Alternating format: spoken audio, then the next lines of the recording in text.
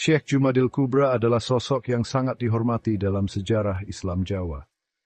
Diselimuti misteri dan legenda, kisah hidupnya terkait erat dengan datangnya dan penyebaran agama Islam di Kepulauan Indonesia. Meskipun detail sejarahnya masih belum jelas, pengaruhnya terhadap spiritualitas dan budaya Jawa tidak dapat disangkal.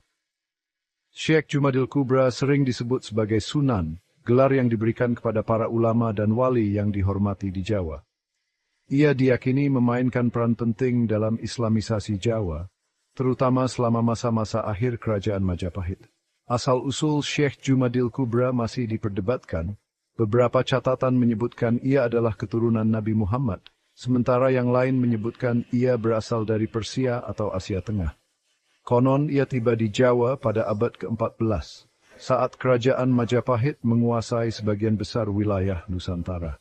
Kedatangannya bertepatan dengan periode perubahan dan pergolakan yang signifikan, dengan Islam secara bertahap mengakar di masyarakat pesisir dan menantang tatanan Hindu-Buddha yang mapan. Meskipun kurangnya bukti sejarah yang konkret, penghormatan yang besar terhadap Syekh Jumadil Kubra menunjukkan pengaruhnya yang mendalam. Ia dikenang sebagai seorang pengkhotbah yang karismatik dan guru yang bijaksana, yang memainkan peran penting dalam membentuk karakter unik Islam Jawa. Warisannya terus menginspirasi generasi Muslim di Jawa, yang melihatnya sebagai simbol kesalehan, kebijaksanaan, dan kekuatan iman yang abadi. Banyak legenda dan cerita rakyat seputar Syekh Jumadil Kubra, yang menggambarkan kehidupan dan buatannya yang penuh keajaiban. Kisah-kisah ini yang diwariskan turun-temurun memberikan gambaran tentang kepribadiannya dan peristiwa-peristiwa ajaib yang dikaitkan dengannya.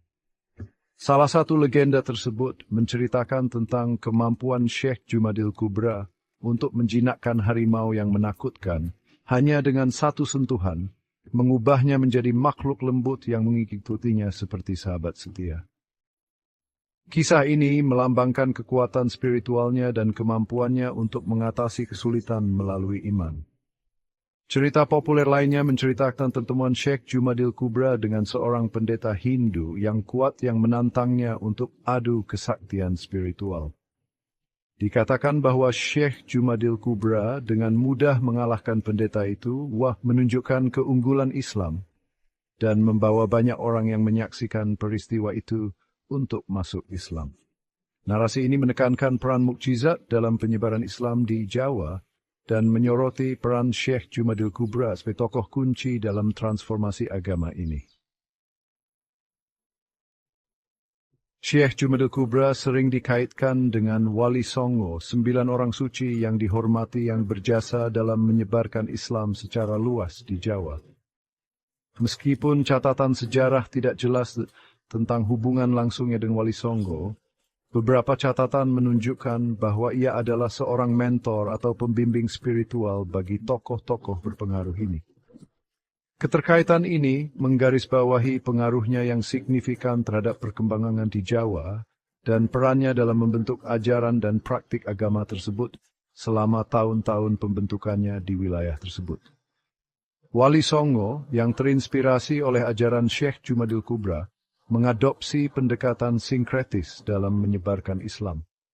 Mereka dengan terampil memadukan prinsip-prinsip Islam dengan kepercayaan dan adat istiadat Jawa yang ada, membuat agama tersebut lebih mudah diakses dan menarik bagi penduduk setempat. Pendekatan ini yang berakar pada kebijaksanaan dan pemahaman Syekh Jumadil Kubra tentang budaya Jawa, terbukti sangat efektif dalam memfasilitasi penerimaan Islam secara damai dan luas di Jawa. Lokasi pasti makam Syekh Jumadil Kubra masih menjadi bahan perdebatan dan spekulasi, dengan beberapa tempat di seluruh Jawa mengklaim sebagai tempat peristirahatan terakhirnya. Ketidakjelasan ini telah menyebabkan munculnya beberapa tujuan ziarah, yang masing-masing memiliki makna spiritual yang mendalam bagi umat Islam Jawa. Salah satu lokasi yang terkenal adalah di Trowulan, bekas ibu kota Kerajaan Majapahit, di mana sebuah makam sederhana diyakini sebagai tempat peristirahatan terakhirnya. Tempat yang juga dihormati terletak di Mojokerto, Jawa Timur, ditandai dengan sebuah masjid kuno dan pemakaman yang terawat baik. Terlepas dari ketidakpastian seputar lokasi pemakamannya, penghormatan dan pengabdian yang terkait dengan tempat-tempat ini menggarisbawahi warisan Syekh Jumadil Kubra yang abadi dan kepentingannya yang berkelanjutan dalam lanskap spiritual Jawa.